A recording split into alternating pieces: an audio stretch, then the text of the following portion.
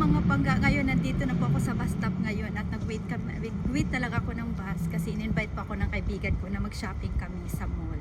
So ngayon dito na po ako sa bus stop ng city at mag-take ako ng bus papunta doon sa mall. Dalawang take din, from home to city, then city to mall.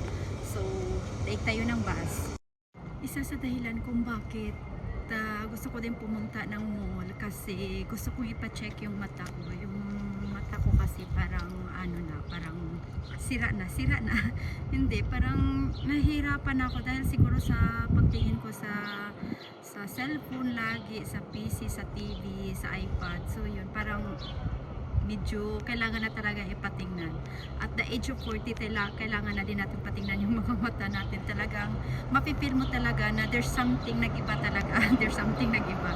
Nag-iba talaga. So ngayon, yung bus, 5 minutes na lang. Hintay na lang tayo.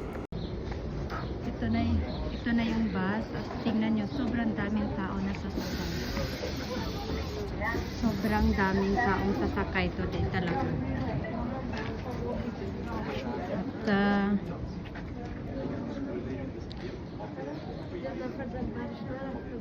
ngayon ay sakay na tayo ng bus ngayon.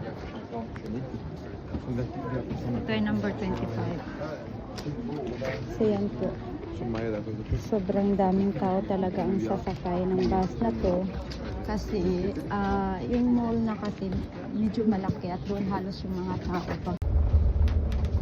So ngayon, malapit na yung bus sa mall.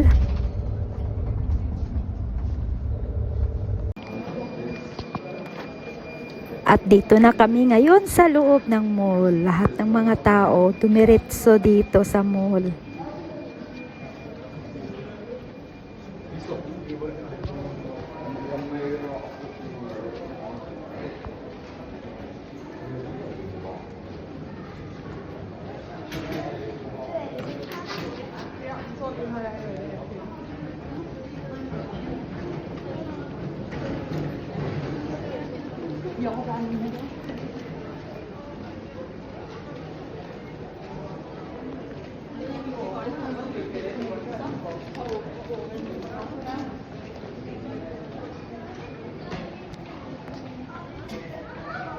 Ngayon, dito na tayo sa loob ng mall.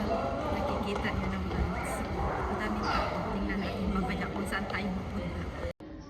Dami baby diri nga nanguha og shopping. Di nang kadaog.